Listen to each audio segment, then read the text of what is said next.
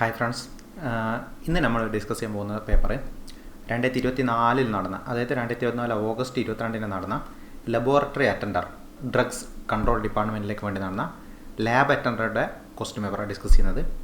So ഇത് എല്ലാ നിങ്ങൾക്കിപ്പോൾ 10th ലെവലാണെങ്കിലും പ്ലസ് 2 ലെവലാണെങ്കിലും പ്രിപ്പയർ ചെയ്യുന്ന എക്സാംസിനൊക്കെ വരാൻ പറ്റുന്ന രീതിയിലുള്ള ക്വസ്റ്റ്യൻസ് ആണ് എന്ത് ചെയ്യുന്നത് ഇതിൽ വന്നിട്ടുള്ളത്. ഇപ്പോൾ ക്വസ്റ്റ്യൻ പേപ്പർ ഞാൻ ടെലഗ്രാമിൽ അപ്ലോഡ് ചെയ്തിട്ടുണ്ട് വിത്ത് ഫൈനൽ ആൻസർ കീയാണ്. ആൻസർ കീ നിങ്ങൾക്ക് നോക്കണം കേട്ടോ. ആൻസർ കീ കോഡ് എ ആയിരിക്കും വരുന്നത്. അപ്പോൾ കീ നോക്കുമ്പോൾ ആ എ ഭാഗത്തുള്ള കീ ആണ് എന്ത് ചെയ്യേണ്ടത്, ശ്രദ്ധിക്കേണ്ടത്. സോ ഇത് പാർട്ട് 1 ആണ്. ഈ ഒരു പാർട്ടിൽ നമ്മൾ 1 മുതൽ 10 വരെയുള്ള ക്വസ്റ്റ്യൻസും അതുമായി ബന്ധപ്പെട്ട എല്ലാ കണക്റ്റഡ് ആയിട്ടുള്ള കാര്യങ്ങളും എന്ത് ചെയ്യും നമ്മളിതിൽ ഡിസ്കസ് ചെയ്തിട്ട് പോകും. സോ നമുക്ക് എന്ത് ചെയ്യാം, ഒന്നാമത്തെ ക്വസ്റ്റ്യൻ നോക്കാം. ഫസ്റ്റ് ക്വസ്റ്റ്യൻ എന്താണ്,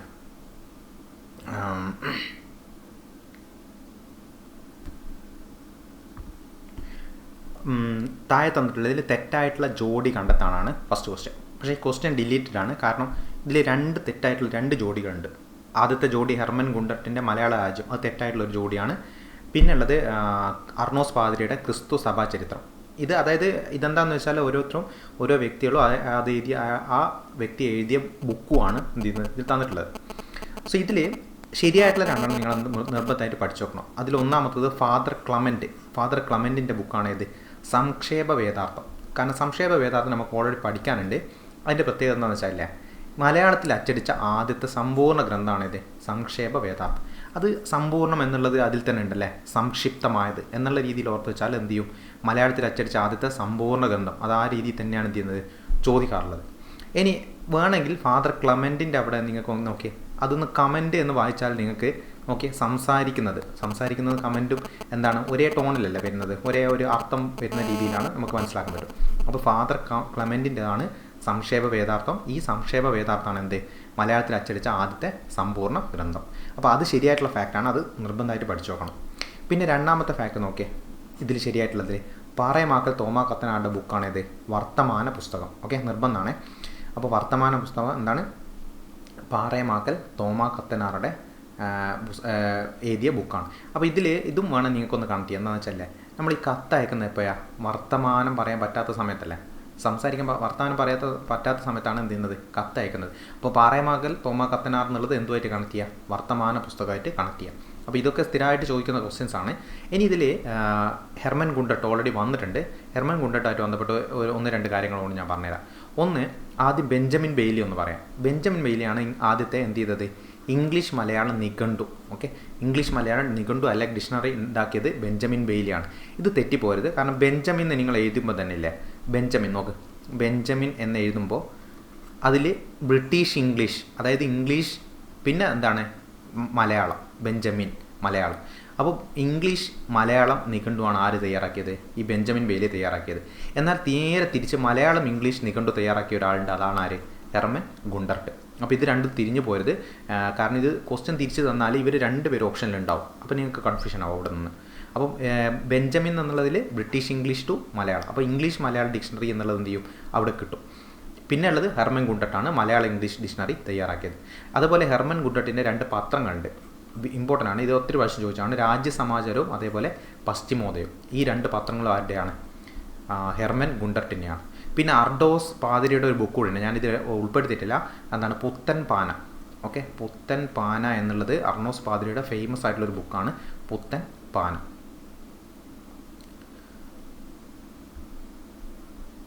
ഇനി രണ്ടാമത്തെ ക്വസ്റ്റ്യൻ കേട്ടോ. രണ്ടാമത്തെ ക്വസ്റ്റ്യൻ എന്താ, താഴെ തന്നിട്ടുള്ളതിലെ കാലഗണന ക്രമപ്പെടുത്തിയിട്ട് കാലഗണന അനുസരിച്ച് ക്രമപ്പെടുത്താനാണ് ക്വസ്റ്റ്യൻ. അപ്പോൾ നിങ്ങൾ വീഡിയോ പോസ് ചെയ്തിട്ട് നോക്കണം കേട്ടോ, ഇതിൽ നിങ്ങൾക്ക് കിട്ടുന്നുണ്ടോ എന്നുള്ളത്.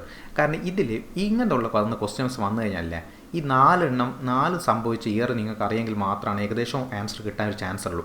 അപ്പോൾ ഇതൊക്കെ നല്ല ക്വസ്റ്റ്യനാണ്. അതായത് ഗുരുവായൂർ സത്യാഗ്രഹം, പാലി സത്യാഗ്രഹം ഇതൊക്കെ മുമ്പ് ചോദിച്ചിട്ടുണ്ട്. പക്ഷേ 4 കൂടി ഒന്നിച്ചിട്ട് എന്ത് ചെയ്യാണ് ഈ ഒരു ക്വസ്റ്റ്യനിലേക്ക് വരുവാണ്. അപ്പോൾ ഇതിൻ്റെ ആൻസർ നടന്നത് ഓപ്ഷൻ എ ആണ്. അതായത് ഏറ്റവും ആദ്യം നടക്കുന്നത് ചാനാർ കലാപമാണ്. ചാനാർ കലാപം നടക്കുന്നത് 1859 കേട്ടോ, ചാനാർ കലാപം. അപ്പോൾ ചാനാർ കലാപമായിട്ട് ബന്ധപ്പെട്ട് പറയുകയാണെങ്കിൽ ചാനാർ ലഹള നടക്കുന്നത് 1859. ഇനി ചാനാർ ലഹളക്ക് പ്രചോദനമായിട്ടുള്ള സാമൂഹ്യ പരിഷ്കർത്താവ് ആരാണെന്ന് ചോദിച്ചാൽ വൈകുണ്ഠ സ്വാമിയാണ് കേട്ടോ. എന്താണ് ഈ ചാനാർ ലഹള എന്ന് ഞാൻ ഒന്ന് പറഞ്ഞുതരാം. ഇത് തന്നെയാണ് മേൽമുണ്ട് സമരം എന്ന് വിളിക്കുന്നതും ഈ ചാനാർ ലഹള തന്നെയാണ്. അതായത് ചാനാർ വർഗ്ഗത്തിൽപ്പെട്ട സ്ത്രീകൾക്ക് എന്ത് ഉണ്ടായിരുന്നില്ല, മാറു മറക്കാനുള്ള സ്വാതന്ത്ര്യം ഉണ്ടായിരുന്നില്ല. അപ്പോൾ അതിനു വേണ്ടി നടന്നാണ് ഈ ഒരു ലഹള നടന്നത്, ഈ ഒരു സമരം നടന്നത്. അപ്പോൾ ചാനാർ സമുദായത്തിൽപ്പെട്ടതാണ് കേട്ടോ, അത് ഓർത്തോക്കണേ. തിരുവിതാംകൂറിലാണ് നടക്കുന്നത്. അതുകൊണ്ട് തന്നെ ഇതിന് ഏത് പേര് കൂടിയുണ്ട്, മേൽമുണ്ട് സമരം എന്നും കൂടി ഇത് അറിയപ്പെടുന്നുണ്ട്. കാരണം മേൽമുണ്ട് ധരിക്കാനാണല്ലോ. ഇനി ഇതിൽ മുമ്പ് ചോദിച്ച ക്വസ്റ്റ്യൻ ആണ് ഇത്, ഈ ചാനാർ സ്ത്രീകൾക്ക് മാറുവാർക്കുള്ള സ്വാതന്ത്ര്യം അനുവദിച്ചു കൊടുത്ത ഭരണാധികാരി ആരാണെന്നാണ് ക്വസ്റ്റ്യൻ ചോദിച്ചിട്ടുണ്ട്. അപ്പോൾ ആരാണ്, ഉത്രം തിരുനാളാണ് കേട്ടോ. ഉത്രം തിരുനാൾ മാർത്താണ്ഡവർമ്മ. അപ്പോൾ ഉത്രം എന്നുള്ളത് നിങ്ങൾ വസ്ത്രം എന്നുള്ള ഓർത്തിച്ചാൽ മതി അല്ലേ, രണ്ടും ഒരേ ടൂണാണല്ലോ, ഉത്രം അതേപോലെ വസ്ത്രം. അപ്പോൾ വസ്ത്രം ധരിക്കാനുള്ള ഒരു സ്വാതന്ത്ര്യമാണല്ലോ ഇവിടെ കൊടുക്കുന്നത് മേൽമുണ്ട് ധരിക്കുന്നവരെ. അപ്പോൾ 1859 ജൂലൈ 26 കേട്ടോ, ജൂലൈ 26 കൂടി ഓർത്തോക്കണേ. 1859 ജൂലൈ 26 എന്ത് ചെയ്യുന്നത്, ഇത് ഈ സ്വാതന്ത്ര്യം അവർക്ക് കിട്ടുന്നത്. അപ്പോൾ അതാണ് ചാനാർ കലാപമാണ് ഫസ്റ്റ് നടക്കുന്നത്. പിന്നെ രണ്ടാമത് നടക്കുന്നതാണ് ഗുരുവായൂർ സത്യാഗ്രഹം. ഏത് ഇയറിലാണ്? 1931 ഗുരുവായൂർ സത്യാഗ്രഹം നടക്കുന്നത്. അപ്പോൾ 1931 നവംബർ 1 ഓക്കെ, ഗുരുവായൂർ സത്യാഗ്രഹം. ഇത് ഓർത്തോക്കണം, ഡേറ്റ് ഓർത്തോക്കണം. അത് നിങ്ങൾക്ക് വേണമെങ്കിൽ ഗുരുവായൂരിൻ്റെ ഗുരു എടുത്താലേ, ഗുരുവിന് നമ്മൾ ഒരു ദക്ഷിണ കൊടുക്കുന്നത് എപ്പോഴും ആർക്കാ, ഗുരുവിനാണ്. സോ 31-ൻ്റെ 1, അതുപോലെ നവംബറിൻ്റെ 1. നവംബർ എന്ന് പറഞ്ഞാൽ എത്രാമത്തെ മാസം, 11ാമത്തെ മാസമല്ലേ. അപ്പോൾ എല്ലാം ഒന്നാണ്. അപ്പോൾ ഗുരുവായൂർ സത്യാഗ്രഹം നടന്നത് എല്ലാം 31 നവംബർ 1 എന്ത് ചെയ്യുക, വേണമെങ്കിൽ അങ്ങനെ ഒന്ന് കണക്ട് ചെയ്തിട്ട് നോക്കാം. ഇനി ഗുരുവായൂർ സത്യാഗ്രഹമായിട്ട് ബന്ധപ്പെട്ടിട്ട് അതിൻ്റെ പ്രസിഡൻറ്റും സെക്രട്ടറിയും വേറെ തന്നെ മുമ്പ് എടുത്ത് ചോദിച്ചിട്ടുണ്ട്. ഗുരുവായൂർ സത്യാഗ്രഹത്തിന് നേതൃത്വം നൽകിയതിൻ്റെ പ്രസിഡൻറ്റ് ഓക്കെ അന്ന് മന്നത്ത് പത്മനാഭനായിരുന്നു. പിന്നെ സെക്രട്ടറി നടന്നത് ആരാണ്, കെ കേളപ്പനാണ്. Okay, president secretary. അപ്പോൾ ഒന്നെങ്കിൽ നിങ്ങൾക്ക് സെക്രട്ടറി എന്നുള്ളത് കെ കേളപ്പൻ, 2 കെ പിന്നെ അവരിൽ വരുന്നുണ്ട് എന്നുള്ള രീതിയിൽ എന്ത് ചെയ്യുക, ഒന്നവിടെ കണക്ട് ചെയ്യാം. അതേപോലെ ഈ സത്യാഗ്രഹത്തിൻ്റെ വളണ്ടിയർ ക്യാപ്റ്റൻ മുമ്പ് ചോദിച്ചതാണ് AKG അല്ലെങ്കിൽ AK ഗോപാൽ എന്നുള്ള വ്യക്തിയാണ് എന്ത് ചെയ്യുന്നത്, വളണ്ടിയർ ക്യാപ്റ്റനായിട്ട് വർക്ക് ചെയ്തത്. അപ്പോൾ 1932 കെ കേളപ്പൻ എന്ത് ചെയ്തു, നിരാഹാര സമരം നടത്തുന്നുണ്ട്. 31 സമരം തുടങ്ങുന്നത്. അപ്പോൾ 32 ഇതുമായിട്ട് ബന്ധപ്പെട്ട് കെ കേളപ്പൻ നിരാഹാര സമരം ആരംഭിക്കുന്നുണ്ട്. ഇതിലെ ക്വസ്റ്റ്യൻ ചോദിച്ചെന്താണെന്ന് വെച്ചാൽ ആരിടപെട്ടിട്ടാണ് ഈ നിരാഹാര സത്യാഗ്രഹം പിൻവലിപ്പിച്ചതെന്നുള്ളതാണ്. ഗാന്ധിജി ഇടപെട്ടിട്ടോ. ഗാന്ധിജിയാണ് കെ കേളപ്പനോട് നിരാഹാര സമരം നിർത്തിവെക്കാൻ വേണ്ടിയിട്ട് ആവശ്യപ്പെടുന്നത്. ഓക്കെ, അപ്പോൾ എത്ര എണ്ണമായി ഇപ്പോൾ നമുക്ക്, 1931 ഗുരുവായൂർ സത്യാഗ്രഹമായി. ഇനി നമുക്ക് വരുന്നത് കുട്ടംകുളം സമരമാണ്. കുട്ടംകുളം സമരം നടക്കുന്നത് 1946. അപ്പോൾ കുട്ടംകുളം സമരമായിട്ട് ബന്ധപ്പെട്ട കുറച്ച് ഫാക്ട്, 2-3 ഫാക്ടറെ പഠിക്കാനുള്ളൂ. ഒന്നാമത് തൃശ്ശൂരിലുള്ള കൂടൽമാണിക്യ ക്ഷേത്രത്തിലുള്ള ക്ഷേത്ര പ്രദർശനത്തിന് വേണ്ടി നടന്ന സമരമാണിത്, കുട്ടംകുളം സമരം. അപ്പോൾ തൃശ്ശൂരാണെന്ന് ഓർത്തുക. ഈ കുട്ടംകുളത്തിലെ നിങ്ങൾ നോക്കിയാൽ ഇവിടെ 2 ക എന്നുള്ളത് 2 കാണാം അല്ലേ, അത് തന്നെയാണ് കൂടൽമാണിക്യം. എല്ലാം കു എന്നുള്ള രീതിയിലാണ് വരുന്നത്. അതേപോലെ ഈ സമരം നടന്ന സ്ഥലം നടന്നത് ഇരിങ്ങാലക്കുട. ഓക്കെ, അപ്പോൾ എല്ലാ ആ ഒരു രീതിയിൽ ആ ഒരു ഒറ്റ ലെറ്ററുമായിട്ട് അങ്ങ് കണക്ട് ചെയ്താൽ മതി. അപ്പോൾ കുട്ടംകുളം സമരം നടക്കുന്നത് കൂടൽമാണിക്യ ക്ഷേത്രത്തിലാണ്, അതെവിടെയാണ്, ഇരിങ്ങാലക്കുടയിലാണ് അത് നടക്കുന്നത്. ഇനി തൃശ്ശൂരിലാണ്, ഇയർ പഠിക്കണം, 1946 നടക്കുന്നത്. ഇനി അതും കഴിഞ്ഞ് അപ്പോൾ 1946 കുട്ടംകുളം കഴിഞ്ഞ് ഇനി ലാസ്റ്റ് വരുന്നതാണ് 47-48 കാലഘട്ടത്തിൽ നടക്കുന്നതാണ് ഏത്, പാലിയം സത്യാഗ്രഹം. ഓക്കെ, അതാണ് കാലഗണനാക്രമത്തിൽ. അപ്പോൾ പാലിയം സത്യാഗ്രഹമായിട്ട് ബന്ധപ്പെട്ട് പറയുകയാണെങ്കിൽ എന്താണ്, എപ്പോൾ ചോദിക്കുന്ന ഒരു ക്വസ്റ്റ്യൻ ഉണ്ട്, സ്വാതന്ത്ര്യാനന്തര കേരളത്തിൽ നടന്ന ആദ്യത്തെ സത്യാഗ്രഹമാണ് ഇത്, ഈ പാലിയം സത്യാഗ്രഹം എന്ന് പറയുന്നത് കേട്ടോ. പാലിയം സത്യാഗ്രഹമാണ് സ്വാതന്ത്ര്യാനന്തര കേരളത്തിൽ നടക്കുന്ന ആദ്യത്തെ സത്യാഗ്രഹം. ഇനി അപ്പോൾ 1940 കാലഘട്ടത്തിൽ എന്ത് ചെയ്യുന്നുണ്ടായിരുന്നു, പാലിയത്തിലുള്ള ക്ഷേത്രത്തിന് മുന്നിലൂടെ, അതായത് ചേന്നമംഗലം റോഡ് എന്നാണ് പറയുക, ആ റോഡ് വഴിയുള്ള സഞ്ചാര സ്വാതന്ത്ര്യം അഹിന്ദുക്കൾക്കും താഴ്ന്ന ജാതിക്കാർക്കും എന്ത് ചെയ്തിട്ടുണ്ടായിരുന്നില്ല, അനുവദിച്ചിട്ടുണ്ടായിരുന്നില്ല. അപ്പോൾ അതിന് വേണ്ടിയിട്ടാണ് എന്ത് ചെയ്യുന്നത്, ഈ ഒരു സമരം നടക്കുന്നത്. ഇനി ഇതിൻ്റെ പാലിയ സത്യാഗ്രഹമായിട്ട് ബന്ധപ്പെട്ട ഒരു വ്യക്തി ഓർത്തോക്കേണ്ടത് C. കേശവനാണ്. ഓർമ്മിക്കണേ, C. കേശവൻ്റെ നേതൃത്വത്തിലാണ് എന്ത് ചെയ്യുന്നത്, പാലിയ സത്യാഗ്രഹം നടക്കുന്നത്. ഉദ്ഘാടനം ചെയ്തത് അദ്ദേഹം തന്നെയാണ്. ഇനി പാലിയം നടന്നത് വരുന്ന ജില്ല ഏതാണെന്ന് വെച്ചാൽ അതെവിടെയാണ്, എറണാകുളമാണ്. ഓക്കെ, ആ കാര്യങ്ങൾ കൂടി ഓർത്തോക്കുക. ഇത് ഇമ്പോർട്ടൻ്റ് ആണ്. സ്വാതന്ത്ര്യ കേരളത്തിൽ നടന്ന 47-48 കാലഘട്ടത്തിലാണ് എന്ത് ചെയ്യുന്നത്, ഈ സമരം നടക്കുന്നത്. ഇനി നമുക്ക് അടുത്ത ക്വസ്റ്റ്യൻ നോക്കാം. 3ാമത്തെ ക്വസ്റ്റ്യൻ ചേരുംപടി ചേർക്കാനാണ്. ഇതൊക്കെ ഒത്തിരിയോ പ്രാവശ്യം റിപ്പീറ്റഡ് ആയിട്ട് ചോദിച്ച ക്വസ്റ്റ്യൻസ് ആണ് കേട്ടോ. ഇന്ത്യൻ ഹിസ്റ്ററിയിൽ ഞാൻ പറഞ്ഞു 1857 വിപ്ലവം ചോദിക്കുമ്പോൾ ഏറ്റവും ഫസ്റ്റ് ചോദിക്കുന്ന കുറച്ച് ക്വസ്റ്റ്യൻസിൽ പെട്ടതാണ് ഇത്, വിപ്ലവം നടന്ന സ്ഥലവും അതേപോലെ അത് നയിച്ച നേതാക്കളും. വിപ്ലവം നടന്ന സ്ഥലവും അത് നയിച്ച നേതാക്കളും. അപ്പോൾ അതിൽ ഇതിന് ആൻസർ നടന്നത് നിങ്ങളൊന്ന് നോക്കിയിട്ട് പോസ് ചെയ്തിട്ട് ആൻസർ കണ്ടുപിടിക്കണം. ആൻസർ നടന്ന ഏതാ വരിക, ഓപ്ഷൻ എ ആണ് വരിക. അതായത് ഒന്നാമത്തത് എന്ന് പറഞ്ഞാൽ ബറേലി നടത്തുന്ന ആരാണ്, ഖാൻ ബഹദൂറാണ്. അതേപോലെ ബറൂത്ത് പർഗാനയിൽ ഷാമാൾ. അതേപോലെ ഫൈസാബാദിൽ ആരാണ്, മൗലവി അഹമ്മദുള്ള. ഇത് ഞാൻ കണക്ട് ചെയ്തിട്ട് ഓർത്ത് വെച്ചാൽ നിങ്ങൾക്ക് പറഞ്ഞുതരാം, ഞാൻ പഠിക്കുന്ന സമയത്തുണ്ടായിരുന്ന കൊടുത്ത കണക്ഷൻ. പിന്നെ ബീഹാറിൽ ആരാണ്, ബീഹാറിൽ കൺവർ സിംഗ്. അപ്പോൾ ഇത്രയും പേരാണ് ഇതിൽ ഓരോ സ്ഥലത്തും കലാപസ്ഥലത്ത് നേതാക്കൾ, അത് നയിച്ച നേതാക്കൾ. അപ്പോൾ ഇത്രയും പേര് നിങ്ങൾ കേട്ടോ, അത് കൂടാതെ ഇത്രയും പേരെ നിങ്ങൾ എന്ത് ചെയ്യണം, അതിൽ പഠിച്ചു നോക്കണം. അപ്പോൾ ഇത്രയും പേരെന്ന് പറയുമ്പോൾ ഇതൊക്കെ എങ്ങനെ ഓർത്ത് നോക്കാം. ഒന്ന് റാണി ലക്ഷ്മിബായി, അവർ നയിച്ച 2 സ്ഥലങ്ങളാണുള്ളത്, ഝാൻസിയും ഗ്വാളിയോറും. ഓക്കെ, ഝാൻസിയും ഗ്വാളിയോറും. അപ്പോൾ ഇതിലെങ്ങനെ ഝാൻസി റാണി അത് നിങ്ങൾക്ക് അവിടെ കിട്ടും, അപ്പോൾ അതിൽ കൺഫ്യൂഷൻ ഉണ്ടാവില്ല. ഇനി അവൾ എന്നുള്ള രീതിയിലാണല്ലേ, ഓൾ എന്നൊക്കെ പറയുന്നത് എന്താ, ഒരു ലേഡി പേരല്ലേ, അപ്പോൾ റാണി ലക്ഷ്മിബായി അതും അവിടെ കിട്ടും.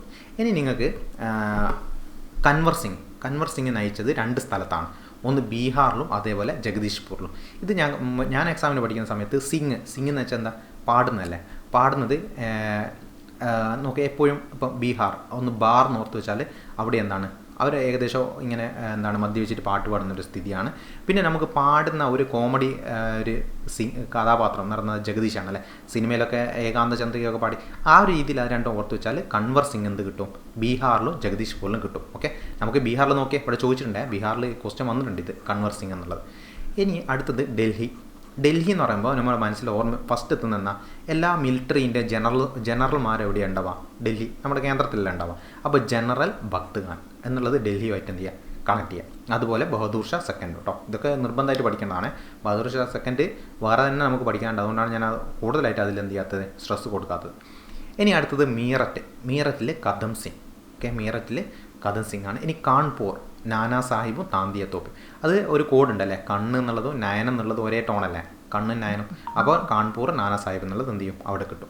ഇനി ബീഗം ഹസ്രത്ത് മഹൽ അവർ ഇതിൽ ഓപ്ഷൻ കൊടുത്തിട്ടുണ്ട്, പക്ഷേ നമുക്ക് അതിനെ പറ്റിയ ആൻസർ ഒന്നും അതിലില്ലാത്തതുകൊണ്ടാണ്. അപ്പോൾ ബീഗം ഹസ്രത്ത് മഹൽ ഒന്ന് ഓർത്ത് നോക്കണം. ബീഗം ഹസ്രത്ത് മഹൽ 3 സ്ഥലങ്ങളുണ്ട്.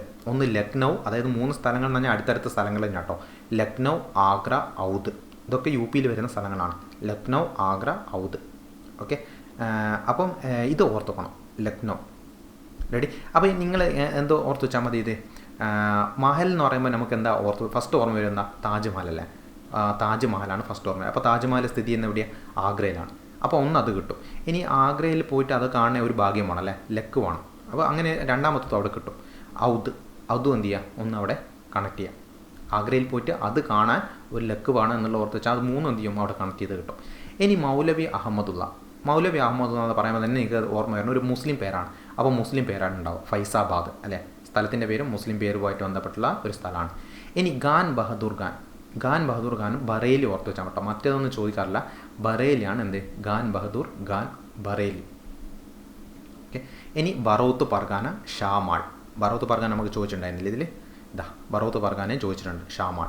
അത് നിങ്ങൾക്ക് ഓർത്ത് വെക്കാനുള്ളൊരു കോഡ് ഞാൻ പറഞ്ഞുതരാം. എന്താണ്, ഇപ്പോൾ ഗാനത്തിലൊക്കെ പാട്ട് പാടുമ്പോൾ ഇല്ലേ, ഈ ഷാള് ഉണ്ടാവും എന്ത് ചെയ്യുന്നത്, ഇങ്ങനെ പാറിപ്പോകുന്നു അല്ലേ, പല പാട്ടുകളിൽ നിങ്ങൾക്ക് കാണാം. അപ്പോൾ ബറോത്ത് പർഗാന ഗാനം വരുമ്പോൾ എന്ത് ചെയ്യും, ഷാള് ആ രീതിയിൽ എന്തെങ്കിലും ഒരു ചെറിയ കണക്ഷൻ കൊടുക്കും. നിങ്ങൾ തന്നെ കണക്ഷൻ ഉണ്ടാക്കുന്നത് ഏറ്റവും നല്ലത്. അപ്പോൾ നിങ്ങൾക്ക് അത് എന്ത് ചെയ്യും, കൂടുതലായിട്ട് ഓർത്തുവെക്കാനുള്ള ഒരു കപ്പാസിറ്റി വരും. ഇനി 4ാമത്തെ ക്വസ്റ്റ്യൻ നോക്കാം. ഇതിലെന്താ ക്വസ്റ്റ്യൻ എന്താ, മഹാത്മാഗാന്ധി അധ്യക്ഷത വഹിച്ച ഇന്ത്യൻ നാഷണൽ കോൺഗ്രസ് സമ്മേളനം ഏതാണെന്നാണ് ക്വസ്റ്റ്യൻ. ഇതൊക്കെ മുമ്പ് എത്രയോ ചോദിച്ചതാണ് കേട്ടോ, മുമ്പ് ചോദിച്ചിട്ടുണ്ട്. ഓപ്ഷൻ സി ആണ്. 1924 ബൽഗാം സമ്മേളനം. ആകെ ഒരു പ്രാവശ്യം അധ്യക്ഷത വഹിച്ചിട്ടുള്ളൂ മഹാത്മാഗാന്ധി, അത് ഈ 1924 ഇനി ഇതിൽ ഓപ്ഷൻ ABCD ഉള്ള എല്ലാ സമ്മേളനങ്ങളും നമുക്ക് പഠിക്കേണ്ടതുണ്ട്. ആദ്യം ഞാൻ ഈ 1907 കാര്യം എന്ന് പറയാം. 1907 എവിടെ വെച്ചിട്ടാണ് നടക്കുന്നത്, സൂററ്റ്. അപ്പോൾ നിങ്ങൾ സൂററ്റ് സ്പ്ലിറ്റ് എന്നാണ് എന്ത് ചെയ്യണം, പഠിക്കണം. സൂററ്റ് സ്പ്ലിറ്റ്. അപ്പോൾ എന്തോ ഒരു സ്പ്ലിറ്റ് നടക്കുവാണ് അവിടെ. എന്ത് സ്പ്ലിറ്റാണ്, അതായത് കോൺഗ്രസിൻ്റെ ചരിത്രത്തിലെ ആദ്യമായിട്ട് പിളരുവാണ്. മിതവാദികളും തീവ്രവാദികളും 2 വേറെ തന്നെയായിട്ട് എന്ത് ചെയ്യാണ്, അവിടെ വെച്ച് പിരിയാണ് ആ ഒരു സെഷനിൽ വെച്ചിട്ട്. അപ്പോൾ അന്ന് ഇതിൻ്റെ പ്രസിഡന്റ് എന്ന് പറയുന്നത് ഘോഷാണ്, റാഷ് ബിഹാരി ഘോഷ്. അപ്പോൾ നമ്മൾ ചില കാര്യങ്ങളൊക്കെ ഇല്ലേ, നിങ്ങൾ സിനിമയൊക്കെ കാണുന്നുണ്ടാവും, ചില കാര്യങ്ങൾക്ക് അപകടമൊക്കെ സംഭവിക്കുമ്പോൾ നമ്മൾ ഘോഷ് എന്ന് പറയും അല്ലേ. അതായത് ഇവിടെ എന്താണ്, പിളർന്നു പോയി, അടിച്ചു പിരിഞ്ഞതാണ്. അപ്പോൾ ഘോഷ് എന്ന് പറഞ്ഞിട്ടുണ്ടാവും. അപ്പോൾ അങ്ങനെ രീതിയിൽ എന്ത് ചെയ്യുക, ഇത് 3 തമ്മിലങ്ങ് കണക്ട് ചെയ്യാം. ഇനി 1916 നമ്മുടെ ഓപ്ഷനിലുള്ള ലക്നൗ സമ്മേളനം 1916 ഇതിൻ്റെ മുകൾ പറഞ്ഞ നേരെ തിരിച്ചാണ് 1916 നടക്കുന്നത്. അന്ന് ഭയങ്കര ഭാഗ്യമാണ്, ലക്കാണ്. എന്താണ് ആ ലക്ക് എന്നുള്ളത് ഞാൻ പറഞ്ഞുതരാം. ഒന്ന് AC ഉണ്ടായിരുന്നു, AC മജുംദാർ. ആ രീതിയിൽ ഓർത്ത് വെച്ചാൽ മതി. AC ഉണ്ടായിരുന്നു അല്ലേ, AC ഒക്കെ നമുക്ക് AC കിട്ടുമെന്നാണ് ഒരു ലക്കാണ് ഒരു റൂമിൽ. ഇനി അതിൽ ഒത്തിരി പേര് എന്ത് ചെയ്യുന്നുണ്ട്, യോജിച്ച് വരുന്നുണ്ട്. ഒന്ന് തീവ്ര ദേശീയവാദികളും മിതവാദികളും അവിടെ വെച്ച് യോജിക്കുവാണ്. 1907 എന്ത് ചെയ്യുന്നുണ്ടായിരുന്നു, അവർ സൂറത്തിൽ വെച്ചിട്ട് സ്പ്ലിറ്റ് ചെയ്തില്ലേ, അതിനുശേഷം യോജിക്കുന്നത് എവിടെ വെച്ചിട്ടാണ്, 1916 ലക്നൗ സമ്മേളനത്തിൽ വെച്ചിട്ടാണ് എന്ത് ചെയ്യുന്നത്, യോജിക്കുന്നത്. ഇനി അതേപോലെ അതിൻ്റെ ഇടയ്ക്ക് മുസ്ലിം ലീഗ് വരും. മുസ്ലിം ലീഗ് രൂപീകരിക്കുന്നുണ്ട്. ആ മുസ്ലിം ലീഗും കോൺഗ്രസും എന്ത് ചെയ്യുന്നുണ്ട്, ഒന്നിച്ച് സഹകരിച്ച് മുന്നോട്ട് പോകാൻ വേണ്ടി തീരുമാനിക്കുന്നതും ഈ സെഷനിലാണ്. 2. ഇനി മൂന്നാമത്തത് ഗാന്ധിജി നെഹ്റുവും ആദ്യമായിട്ട് കണ്ടുമുട്ടുന്നത് എവിടെ വെച്ചിട്ടാണ്, ഈ ലക്നൗ സമ്മേളനത്തിൽ വെച്ചിട്ടാണ്. അപ്പോൾ 3 പോയിൻ്റാണ് ലക്നൗവിലുള്ളത്. ഇനി നമുക്ക് ഈ ഓപ്ഷൻ സി ഓൾറെഡി പറഞ്ഞു, 1924 ബൽഗാം സമ്മേളനം. എന്താണ്, ഗാന്ധിജി ആദ്യമായിട്ട് പ്രസിഡൻ്റ് ആകുന്നതും അവസാനമായിട്ട് പ്രസിഡൻ്റ് ആകുന്നതും അവിടെ വെച്ചിട്ട് തന്നെയാണ്. പിന്നെ ഉള്ളത് ഹരിപുര സമ്മേളനം. ഇതും ഇമ്പോർട്ടൻ്റാണ്. ഹരിപുരയും ത്രിപുരയും കേട്ടോ. ഹരിപുര നടക്കുന്നത് 38-ലാണ്. 1939 എവിടെ വെച്ച് നടക്കുന്നത്, ത്രിപുരയിൽ വെച്ചിട്ട് സമ്മേളനം നടക്കുന്നത്. ഇത് രണ്ടും ഒന്നിച്ചിട്ട് തന്നെ നിങ്ങൾ പഠിക്കണം. കാരണം ഇത് രണ്ടിൻ്റെയോ പ്രസിഡന്റ് നടന്നത് ആരായിരുന്നു, സുഭാഷ് ചന്ദ്രബോസ് ആയിരുന്നു. അപ്പോൾ 38 ഹരിപുരയിൽ നടക്കുമ്പോൾ അവിടെ ഒരു കമ്മിറ്റി രൂപീകരിക്കുന്നുണ്ട്, നാഷണൽ പ്ലാനിംഗ് കമ്മിറ്റി എന്നുള്ളത്, ജവഹർലാൽ നെഹ്റുവിൻ്റെ നേതൃത്വത്തിൽ. അപ്പോൾ 1938 അവിടെ എന്ത് ചെയ്യണം, ഒന്ന് ഓർത്ത് വെക്കണം. 39 അതിലും ഇമ്പോർട്ടൻ്റ് ആയിട്ടുള്ള സെഷൻ നടന്നത്. കാരണം പ്രസിഡന്റ് ഈ INC ഇന്ത്യൻ നാഷണൽ കോൺഗ്രസിൻ്റെ സ്ഥാനത്തേക്ക് ആദ്യമായിട്ട് ഒരു തെരഞ്ഞെടുപ്പ് നടക്കുന്നത് എന്താണ്, ഈ 1939. അങ്ങനെ തിരഞ്ഞെടുക്കപ്പെട്ട ആദ്യത്തെ വ്യക്തിയാണ് ഇത്, സുഭാഷ് ചന്ദ്രബോസ്. അപ്പോൾ ആ സമ്മേളനം നടന്നത് ത്രിപുരയാണ്. അത് നിങ്ങൾ ഇങ്ങനെ വായിച്ചു നോക്ക്. ത്രിപുരി എന്ന് പറയുമ്പോൾ എന്താണ്, ട്രൈ ചെയ്യുക അല്ലേ. ട്രൈ ചെയ്തിട്ട് കിട്ടിയ സുഭാഷ് ചന്ദ്രബോസ് എന്ത് ചെയ്യും, അതായത് മത്സരത്തിന് വേണ്ടി ട്രൈ ചെയ്തു, അയാൾക്ക് എന്ത് ചെയ്തു, അവിടെ കിട്ടി. അപ്പോൾ ഇതിൽ സുഭാഷ് ചന്ദ്രബോസ് പരാജയപ്പെടുന്ന ഒരു വ്യക്തിയുണ്ട്. ആരുടെയാ, ഗാന്ധിജിയുടെ നോമിനി ആയിട്ടുള്ള പട്ടാമ്പി സീതാരാമയ്യയാണ് എന്ത് ചെയ്യുന്നത്, ഗാന്ധിജിയുടെ സുഭാഷ് ചന്ദ്രബോസ് ഇവിടെ എന്ത് ചെയ്യുന്നത്, പരാജയപ്പെടുത്തുന്നത്. അതും കൂടി എന്ത് ചെയ്യണം, ഓർത്ത് നോക്കണം. അപ്പോൾ ഇത് 2 സെഷൻസും ഒന്നിച്ച് തന്നെ പഠിക്കണേ. കാരണം സുഭാഷ് ചന്ദ്രബോസ് 2 മാത്രമേ എന്ത് ചെയ്തിട്ടുള്ളൂ, INC പ്രസിഡന്റ് ആയിട്ടുള്ളൂ. അത് രണ്ടും ഇമ്പോർട്ടൻ്റ് ആണ്. ഇനി അഞ്ചാമത്തെ ക്വസ്റ്റ്യൻ എന്താ, പ്രാതിനിധ്യമില്ലാതെ നികുതിയില്ല. പ്രാതിനിധ്യമില്ലാതെ നികുതിയില്ല എന്ന് പറഞ്ഞത് ഏത് വിപ്ലവമായിട്ട്, ഏത് മുദ്രാവാക്യം, ഏത് സംഭവമായിട്ട് ബന്ധപ്പെട്ടാണെന്നാണ് ക്വസ്റ്റ്യൻ. ഏതാ, ഓപ്ഷൻ ഡി, അമേരിക്ക സ്വാതന്ത്ര്യ സമരമായിട്ട് ബന്ധപ്പെട്ടാണ് ഇത്. അപ്പോൾ അമേരിക്ക സ്വാതന്ത്ര്യ സമരമായിട്ട് ബന്ധപ്പെട്ടിട്ട് ആര് പറഞ്ഞത് ഇത് പ്രാതിനിധ്യമില്ലാതെ നികുതിയില്ല എന്നുള്ളത്, ജെയിംസ് ഓട്ടിസ് കേട്ടോ. ഇത് SCERT ബുക്കിൽ ഈ കോട്ട് അങ്ങനെ തന്നെ വെച്ചിട്ടുണ്ട്, അത് നിർബന്ധമാണ്, ഇടയ്ക്കിടയ്ക്ക് ചോദിക്കാറുണ്ട്. അപ്പോൾ ജെയിംസ് ഓട്ടിസ് ആണ് എന്ത് ചെയ്യുന്നത്, പ്രാതിനിധ്യമില്ലാതെ നികുതിയില്ല. അപ്പോൾ ഓട്ടിസ് നിങ്ങളിങ്ങനെ ഒറ്റ നികുതിയും ഒറ്റ സെസ്സും ഇല്ല, അതാണ് ഓട്ടിസ് എന്നുള്ളത്. നിങ്ങൾ എന്ത് ചെയ്യുന്നത്, അങ്ങനെ ഓർത്ത് വെച്ചാൽ മതി. അപ്പോൾ ഒറ്റ സെസ്സും ഇല്ല, അല്ല നികുതിയില്ല എന്നുള്ളതാണ് ഓട്ടിസ് എന്നുള്ളത് ഓർത്ത് വെച്ചാൽ, ഇത് പറഞ്ഞിരിക്കുന്ന ആൾ ഓട്ടിസ് ആണെന്ന് എന്ത് ചെയ്യും, അവിടെ കിട്ടും. പ്രാതിനിധ്യമില്ലാതെ നികുതിയില്ല എന്നുള്ള കോട്ട് പറഞ്ഞിരിക്കുന്നത്. ഇനി അമേരിക്ക സ്വാതന്ത്ര്യ സമരമായിട്ട് ബന്ധപ്പെട്ട പ്രധാന സംഭവങ്ങൾ കേട്ടോ, എല്ലാം ഇമ്പോർട്ടൻ്റ് ആണ്. 1773 മുതൽ എന്ത് ചെയ്യണം, നിങ്ങൾ പഠിക്കണം. 1773 ബോസ്റ്റൺ ടീ പാർട്ടി നടക്കുന്നത് അമേരിക്കൻ റവല്യൂഷനായിട്ട് ബന്ധപ്പെട്ടതാണ്. ഇനി 74-ലും 75-ലും 1-ാം കോണ്ടിനെൻറ്റിലും അതേപോലെ 2-ാം കോണ്ടിനെൻറ്റിലും. 76 സ്വാതന്ത്ര്യത്തിൻ്റെ പ്രഖ്യാപനം നടക്കുന്നത്. ഓക്കെ. 83 പാരീസ് ഉടമ്പടി, വെരി ഇമ്പോർട്ടൻ്റ് ആണ്. പാരീസ് ഉടമ്പടി, അമേരിക്കയും ഇംഗ്ലണ്ടും തമ്മിലുള്ള പാരീസ് ഉടമ്പടി 1783. ഇനി 89 എന്ത് ചെയ്യാണ്, അമേരിക്കൻ ഭരണഘടന നിലവിൽ വരുവാണ്. അപ്പോൾ ഇതൊക്കെ എന്ത് ചെയ്യും, ചോദിക്കുമ്പോൾ ചിലപ്പം കാലഗണനാ ക്രമത്തിൽ ക്രമീകരിച്ച് എഴുതാൻ പറയും, അല്ലെങ്കിൽ ഇയർ ചോദിക്കും, പല രീതിയിൽ വേണമെങ്കിൽ ചോദിക്കാം. അപ്പോൾ ഒക്കെ അമേരിക്കൻ റവല്യൂഷനായിട്ട് ബന്ധപ്പെട്ടാണെന്നുള്ള എന്ത് ചെയ്യുക, അവിടെ ഒന്ന് ഓർത്ത് നോക്കാം. ഇനി 6ാമത്തെ ക്വസ്റ്റ്യൻ എന്താ, ഇന്ത്യയിൽ ആദ്യമായിട്ട് യുനെസ്കോയുടെ സാഹിത്യ നഗര പദവി കേട്ടോ സ്വന്തമാക്കിയത് എവിടെയാണ്, കോഴിക്കോട് സ്ഥിതിയാണ്. കോഴിക്കോട് നഗരമാണ് സ്വന്തമാക്കുന്നത്. ജയ്പൂരിനൊക്കെ കിട്ടുന്നുണ്ട് കേട്ടോ, അത് സാഹിത്യ നഗരമല്ല, വേറെ തന്നെയാണ്. യുനെസ്കോൻ്റെ കൾച്ചറൽ അവാർഡ് കിട്ടുന്നുണ്ട്, ജയ്പൂരിനൊക്കെ കിട്ടിയിട്ടുണ്ട്. ജയ്പൂരിൽ ജന്തർ മന്ദറിനൊക്കെ കിട്ടിയിട്ടുണ്ട്. അപ്പോൾ ഇതിൽ സാഹിത്യ നഗര പദവിയാണ് ഇപ്പം അടുത്ത് കിട്ടിയതാണ്. സോ യുനെസ്കോയുടെ സാഹിത്യ പദവി നഗരിയുടെ കോഴിക്കോടാണ്. അപ്പോൾ ഈ യുനെസ്കോയായിട്ട് ബന്ധപ്പെട്ട് ചോദിക്കുമ്പോൾ ഇടയ്ക്കിടയ്ക്കൊക്കെ നിങ്ങൾ ഓർത്തുക്കേണ്ട കുറച്ച് കാര്യങ്ങളുണ്ട്. എന്താ വെച്ചാൽ യുനെസ്കോൻ്റെ പൈതൃക പട്ടികയിൽപ്പെട്ട കുറേ വനമേഖലകൾ, ഫോറസ്റ്റ് ഏരിയാസ് ഉണ്ട്. അതിലൊന്നാണ് great Himalayan national park, Himachal പ്രദേശിൽ സ്ഥിതി ചെയ്യുന്നത്. അതേപോലെ ഇതിലുള്ള എല്ലാമൊന്നും നിങ്ങൾക്ക് വേണ്ട, ഞാൻ ഇമ്പോർട്ടൻ്റ് ആയിട്ടുള്ളൊന്ന് പറഞ്ഞുതരാം. ഒന്ന് സുന്ദർബൻസ് വരുന്ന എവിടെയാണ്, പശ്ചിമ ബംഗാളിൽ. അതേപോലെ കിയോലാദിയോ ദേശീയ ഉദ്യാനം, കിയോലാദിയോ ഒരു ബേർഡ് സാങ്ച്വറി കൂടി ഉണ്ട് അവിടെ, അത് വരുന്നത് രാജസ്ഥാനിലാണ്. പിന്നെ കാശിരംഗ ഇവിടെ വരുന്നത് ആസാം. ഓക്കെ. കാശിന് വേണ്ടിയിട്ടാണ് ആശിക്കുന്നത് എന്നുള്ള ഓർത്ത് വെച്ചാൽ മതി, കാശ്. അങ്ങനെ ഓരോന്നായിട്ട് എന്ത് ചെയ്യുക, ഇതൊന്ന് കണക്ട് ചെയ്യുക. കാരണം ഈ കിയോലാദിയോ ദേശീയ ഉദ്യാനം സ്ഥിതി ചെയ്യുന്നത് എവിടെ എന്ന് മുമ്പ് ക്വസ്റ്റ്യൻ ചോദിച്ചിട്ടുണ്ട്. അപ്പോൾ അത് നിങ്ങൾക്ക് രാജസ്ഥാൻ എന്നുള്ളത് എന്ത് ചെയ്യണം, അവിടെ കിട്ടണം. പിന്നെ കാഞ്ചൻജംഗ എവിടെ വരുന്നത്, സിക്കിമിലാണ്. അതൊരു മിക്സ്ഡ് സൈറ്റാണ്, ലോക പൈതൃകയിൽപ്പെട്ട ഒരു മിക്സ്ഡ് സൈറ്റാണ് കാഞ്ചൻജംഗ, സിക്കിമിൽ വരുന്നത്. ഇനി അടുത്ത 7ാമത്തെ ക്വസ്റ്റ്യൻ കേട്ടോ. 7ാമത്തെ ക്വസ്റ്റ്യൻ എന്താ, ഭൂസ്ഥിര ഉപഗ്രഹങ്ങളുടെ പ്രത്യേകതകൾ കണ്ടെത്താനാണ്. അപ്പോൾ അതിൽ 4 സ്റ്റേറ്റ്മെൻറ്റ് തന്നിട്ടുണ്ട്. നിങ്ങളൊന്ന് വീഡിയോ പോസ്റ്റ് ചെയ്തിട്ട് 4 സ്റ്റേറ്റ്മെൻറ്റ് വായിച്ച് നോക്കിയിട്ട് ഏതാ വരുമോ എന്നുള്ളതാണ്. ഭൂസ്ഥിര ഉപഗ്രഹങ്ങൾ. അപ്പോൾ ഏതാ വരിക ആൻസർ ഓപ്ഷൻ എ ആണ് വരിക, അതായത് 1ഉം 4ഉം. അതായത് ഭൂസ്ഥിര ഉപഗ്രഹങ്ങളുടെ സഞ്ചാരപഥം നടന്നത് എത്രയായിരിക്കും, ഭൂമിയിൽ നിന്ന് ഏകദേശം 36,000 കിലോമീറ്റർ ആയിരിക്കും.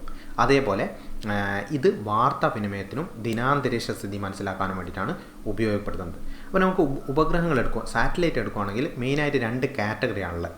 ഒന്ന് ഭൂസ്ഥിര ഉപഗ്രഹങ്ങൾ. അപ്പോൾ ഭൂസ്ഥിര ഉപഗ്രഹത്തിൻ്റെ പ്രത്യേകത ഞാനൊന്ന് ഫുള്ളായിട്ട് പറയാം. ഒന്ന്, ഭൂമി നോക്കിയാൽ ഭൂമി ഇങ്ങനെയല്ല കറങ്ങുന്നത്. അപ്പോൾ ഭൂമി കറങ്ങുമ്പോൾ ഏതെങ്കിലും ഒരു ഡയറക്ഷനിൽ അതിൻ്റെ ഒപ്പം തന്നെ എന്ത് ചെയ്യും, ഈ സാറ്റലൈറ്റ് കൂടി കറങ്ങും ഭൂമിയുടെ ഒപ്പം തന്നെ. അപ്പോൾ ഭൂമിയുടെ ഭ്രമണത്തിൻ്റെ ഒപ്പം തന്നെ സഞ്ചരിക്കുന്ന ഉപഗ്രഹങ്ങളാണിത് ഭൂസ്ഥിരം. ആ പേരിൽ തന്നെ ഉണ്ട്, ഭൂമിയോടൊപ്പം സ്ഥിരമായിട്ട് ഒരു സ്ഥലത്ത് തന്നെ ഉണ്ട് എന്തുണ്ടാവും, ഈ ഉപഗ്രഹം ഉണ്ടാവും. അപ്പോൾ അതിൻ്റെ കിലോമീറ്റർ എന്ന് പറയുന്നത് എത്രയാണ്, ഏകദേശം 36,000 കിലോമീറ്റർ ഉയരത്തിലാണ് അതുള്ളത്. ഇനി ഭൂമിയുടെ 1/3 ഭാഗം നിരീക്ഷണ പരിധിയിൽ വരും. അതെന്താ ഉദ്ദേശിക്കുന്നത്, അതായത് ഇങ്ങനെ ഭൂമിയാണെങ്കിൽ നോക്കി ഈ 3 സാറ്റലൈറ്റ് ഇവിടെ ഇങ്ങനെ വെച്ച് കഴിഞ്ഞാൽ എന്ത് ചെയ്യും, ഭൂമി മൊത്തത്തിൽ എന്ത് ചെയ്യും, കവർ ചെയ്യും. ഓക്കെ, അതായത് 1/3 എന്ത് ചെയ്യാൻ പറ്റും, ഒരു സാറ്റലൈറ്റിന് കവർ ചെയ്യാൻ പറ്റും. ഇനി ഭൂമിയുടെ ഭ്രമണവേഗത്തിന് തുല്യമായിട്ട് സഞ്ചരിക്കുന്നതുകൊണ്ട് ഈ ഭൂസ്ഥിര ഉപഗ്രഹത്തിന് കുറച്ച് പ്രത്യേകത ഉണ്ട്. എന്താ അറിയാം, ഭൂമിയിൽ ഒരു പ്രദേശത്തെ അഭിമുഖീകരിച്ചിട്ട് സ്ഥിരമായിട്ട് എന്ത് ചെയ്യും, അവിടെ തന്നെ ഉണ്ടാവും. അപ്പോൾ ആ സ്ഥലത്തിൻ്റെ സ്ഥിരമായിട്ടുള്ള വിവരശേഖരണം, ഡെയിലിയുള്ള വിവരശേഖരണം എന്ത് കിട്ടും, ഈ സാറ്റലൈറ്റിന് കിട്ടും. അതുകൊണ്ട് തന്നെ അത് വാർത്താവിനിമയത്തിന് ഉപയോഗിക്കുക. അതേപോലെ ദിനന്തരമുള്ള ദിനാന്തരീക്ഷ സ്ഥിതിക്കും വേണ്ടിയിട്ട് ഇത് ഉപയോഗിക്കാം. ഓക്കെ, അത് ഓർത്ത് നോക്കണേ. ഇനി ഇന്ത്യയുടെ ഇൻസാറ്റ് ഉപഗ്രഹങ്ങൾ. ഓക്കെ, ഇൻസാറ്റ് ഓർത്ത് നോക്കണം. ഇൻസാറ്റ്, ഇൻ എന്ന് പറഞ്ഞാൽ എന്താ, ഒപ്പം അല്ല, ഇന്ന് ഉള്ളിൽ എന്നുള്ള അർത്ഥം. അപ്പോൾ ഭൂസ്ഥിരം എന്നുള്ളതും തമ്മിൽ എന്ത് ചെയ്യുക, ഒന്ന് കണക്ട് ചെയ്ത് നോക്കുക. അപ്പോൾ ഇന്ത്യയുടെ ഇൻസാറ്റ് ഉപഗ്രഹങ്ങൾ ഏതിന് എക്സാമ്പിളാണ്, ഈ ഭൂസ്ഥിര ഉപഗ്രഹങ്ങൾക്ക് എക്സാമ്പിളാണ്. ഇനി ഇതല്ലാത്ത രണ്ടാമത്തെ ടൈപ്പാണ് ഇത് സൗരസ്ഥിര ഉപഗ്രഹങ്ങൾ, സൺ സിങ്ക്രോണസ് സാറ്റലൈറ്റ് എന്ന് പറയും. അപ്പോൾ ഇത് ഭൂമിയാണെങ്കിൽ ഇത് ചുറ്റുന്നത് ഇങ്ങനെയായിരിക്കും കേട്ടോ, ഈ ഒരു ഡയറക്ഷനിലാണ് എന്ത് ചെയ്യുന്നത്, സൗരസ്ഥിര ഉപഗ്രഹങ്ങൾ ചുറ്റും. അതായത് ധ്രുവങ്ങൾക്ക് മുകളിലൂടെ ഭൂമിയെ വലം വെക്കുന്ന കൃത്രിമ ഉപഗ്രഹങ്ങളാണിത്, ഈ സൗരസ്ഥിരം. അപ്പോൾ അത് ഏകദേശം എന്തുണ്ടാവും, 900 കിലോമീറ്റർ ഉയരത്തിലാണ് എന്തുണ്ടാവുക, ഈ സൗരസ്ഥിര ഉപഗ്രഹങ്ങൾ ഉണ്ടാവുക. ഇനി കൃത്യമായ ഇടവേളകളിൽ എന്ത് ചെയ്യും, ഇതൊരു സ്ഥലത്തെത്തും. അപ്പോൾ ചിലപ്പോൾ 3 മാസം കഴിയുമ്പോഴേക്കും എന്ത് ചെയ്യുന്നത്, ഒരേ സ്ഥലത്തേക്ക് അത് എത്തുന്നത്. അപ്പോൾ അങ്ങനെ കൃത്യമായ ഇടവേളകളിൽ ഒരു പ്രദേശത്തിൻ്റെ ആവർത്തിച്ചിങ്ങുള്ള വിവരശേഖരണം സാധ്യമാക്കുന്നത് ഈ സൗരസ്ഥിര ഉപഗ്രഹങ്ങളാണ്. അപ്പോൾ എല്ലായ്പ്പോഴും ഒരു പ്രദേശത്തിൻ്റെ സ്ഥിരമായിട്ട് കിട്ടണമെങ്കിൽ എന്ത് വേണം, നമുക്ക് ഭൂസ്ഥിരമാണ്.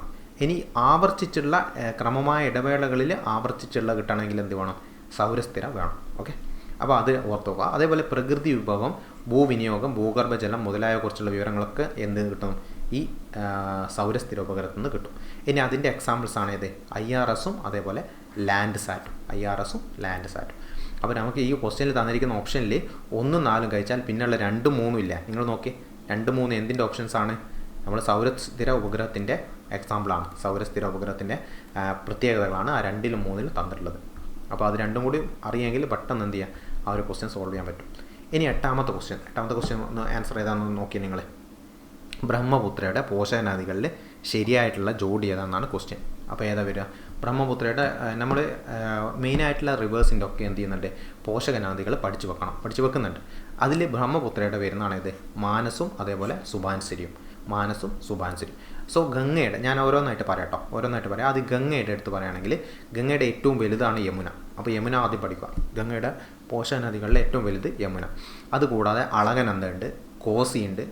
ഓക്കെ, ഇതിനൊക്കെ ചില പ്രത്യേകതകളുണ്ട്, അതൊക്കെ നിങ്ങൾ പഠിച്ചോണം. സോൺ, ഗോമതി, ദാമോദർ, രാംഗംഗ, ഗാഗ്ര, ഗന്ദകി, മഹാനന്ദ ഒക്കെ പഠിക്കണം. കാരണം എല്ലാം ഇടയ്ക്കൊക്കെ ചോദിക്കുന്ന ക്വസ്റ്റ്യൻസ് തന്നെയാണ്. ഇതിൽ നിങ്ങൾക്ക് നോക്കി ഓപ്ഷനിൽ നോക്കി കഴിഞ്ഞാൽ ഇവിടെ ഓപ്ഷൻ ബിയിൽ നോക്കി ഗോമതി ഏതാ ഇവിടെ കിടക്കുന്നത്. ആ ഗോമതി എന്തിൻ്റെതാണ്, ഗംഗയുടെ പോഷക നദിയാണ് ഗോമതി എന്നുള്ളത്. ഓക്കെ, ഗാഗ്ര കിടക്കുന്നത് ഓപ്ഷൻ ഡിയിൽ, അത് ഗംഗയുടേതാണ്. സോണ് കിടക്കുന്നത് ഓപ്ഷൻ സിയിൽ, അത് ഗംഗയുടേതാണ്. സോ ഇത് എല്ലാം പഠിച്ചാലേ നമുക്ക് എന്ത് കിട്ടും, അതിൽ കിട്ടും. ഇനി ബ്രഹ്മപുത്രയുടെ പറഞ്ഞുതരാം. ബ്രഹ്മപുത്രയുടെ എല്ലാം ഇതിലൊന്നും ഫുള്ളായിട്ടൊന്നും പഠിക്കണ്ട. ടീസ്റ്റ പഠിക്കണം, ഇമ്പോർട്ടൻ്റാണ്. ലോഹിത്ത് പഠിക്കണം. അതേപോലെ മാനസ് അല്ലെങ്കിൽ മനാസ് കേട്ടോ, ഇത് രണ്ടും ഒരേ തന്നെയാണ്. ചിലപ്പോൾ അങ്ങോട്ടും ഇങ്ങോട്ടും ലെറ്റർ മാറിയത് പേര് പറയും, മനാസ് അല്ലെങ്കിൽ മാനസ്. പിന്നെയുള്ള സുബാൻസിരി. അപ്പോൾ ഇത് 4 നിർബന്ധമായിട്ട് പഠിക്കണം. ബ്രഹ്മപുത്ര നമ്മൾ ചോദിച്ചിരിക്കുന്ന ബ്രഹ്മപുത്രയിൽ നോക്കിയേ, മാനസ് സുബാൻസിരി നമ്മൾ ഓൾറെഡി പഠിച്ചിട്ടുണ്ട്, അത് ഓപ്ഷൻ എയിലുണ്ട്. അതിൻ്റെ ഒപ്പം ടീസ്റ്റയും ലോഹിത്തും കൂടി എന്ത് ചെയ്യണം, നിർബന്ധമായിട്ട് പഠിച്ചു നോക്കണം. ഇത് കൂടാതെ ചില ഇതുകൂടി വരുന്നുണ്ട്. അത് നമുക്ക് ഗംഗയും ബ്രഹ്മപുത്രയാണ് നിങ്ങൾ ഏറ്റവും ഫസ്റ്റ് കൂടുതലായിട്ട് പഠിച്ചു വെക്കേണ്ടത്.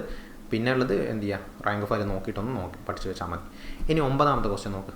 ഭവാനി പുഴയിൽ എത്തിച്ചേരുന്ന കൊടുങ്ങരപ്പള്ളം പുഴ ഒഴുകുന്ന പ്രദേശം ഏതാണെന്നാണ് ക്വസ്റ്റ്യൻ. ഒന്നുമില്ല, ഭവാനി പുഴ ഒഴുകുന്നത് ഏത് ജില്ലയിൽ കൂടിയാണെന്നുള്ളത് കിട്ടിയ ആൻസർ ആയി നമുക്ക്. പാലക്കാട് ജില്ല എന്നുള്ളത് നിങ്ങൾ പഠിച്ചു വെക്കേണ്ട ഒരു ഫാക്റ്റാണ്. അപ്പോൾ പാലക്കാട് ജില്ലയിലുള്ള പെട്ട സ്ഥലം ഏതാ ഇതിൽ വരുന്നത്, ഓപ്ഷൻ സി അട്ടപ്പാടിയാണ്. അത് മതി, അത്രയേ ഉള്ളൂ ഇതിൽ. അതായത് ഒരു ക്വസ്റ്റ്യൻ കണക്ട് ചെയ്തിട്ട് മറ്റൊരു പോയിന്റിലേക്ക് എത്തി, അവിടെ നിന്നൊരു പോയിന്റിലേക്ക് കണക്ട് ചെയ്താൽ ആൻസറിലേക്ക് എന്ത് ചെയ്യും, നമുക്ക് എത്താൻ പറ്റും. അപ്പോൾ അല്ലാതെ ചിലപ്പോൾ ഡയറക്റ്റായിട്ട് നിങ്ങളത് പഠിച്ചിട്ടുണ്ടാവണമെന്നില്ല. അപ്പോൾ ഭവാനി പുഴ ഒഴുകുന്നത് പാലക്കാട് ജില്ലയിൽ കൂടിയാണ്. പാലക്കാട് ജില്ലയിൽ പെട്ട സ്ഥലമാണിത്, ഈ അട്ടപ്പാടി, ഓപ്ഷൻ സിയിൽ പെട്ട. ഇനി ഭവാനിയുടെ ഉത്ഭവസ്ഥാനം എന്ന് പറയുന്നത് നീലഗിരി കുന്നാണ് കേട്ടോ, നീലഗിരി കുന്ന്, അതൊന്ന് ഓർത്ത് വെച്ചോ. പിന്നെ ഒഴുകുന്ന ജില്ല ഞാൻ ഓൾറെഡി പറഞ്ഞു, പാലക്കാടാണ്. ഈ ഭവാനിയിൽ എത്തിച്ചേരുന്ന ഒരു പ്രധാന നദിയുണ്ട്, ഏകദേശം നീന്നല്ല അവസാനിക്കുന്നുണ്ട്, ശിരുവാണി. ഓക്കെ, ശിരുവാണി ഇമ്പോർട്ടൻ്റ് ആണ്. ശിരുവാണി ഇമ്പോർട്ടൻ്റ് ആണ്, കാരണം ശിരുവാണിയിൽ ഒരു ക്വസ്റ്റ്യൻ മുമ്പ് ഇങ്ങനെ ചോദിച്ചിട്ടുണ്ടായിരുന്നു. കോയമ്പത്തൂർ പട്ടണത്തിലേക്ക് ജലവിതരണം നടത്താൻ വേണ്ടിയിട്ട് അണക്കെട്ട് നിർമ്മിച്ചിരിക്കുന്നത് എവിടെയാണെന്നുള്ളത്, അത് ശിരുവാണി പുഴയിലാണ് അണക്കെട്ട് നിർമ്മിച്ചിരിക്കുന്നത്. അപ്പോൾ ശിരുവാണി ഏതിൻ്റെ പോഷക നദിയാണെന്നുള്ളത് ചിലപ്പോൾ ചോദിക്കും, ഏതിൻ്റെ കൈവഴിയാണെന്ന് ചോദിക്കും. ഭവാനി നദിയുടെ കൈവഴിയാണ് ഏത്, ശിരുവാണി എന്നുള്ളത്.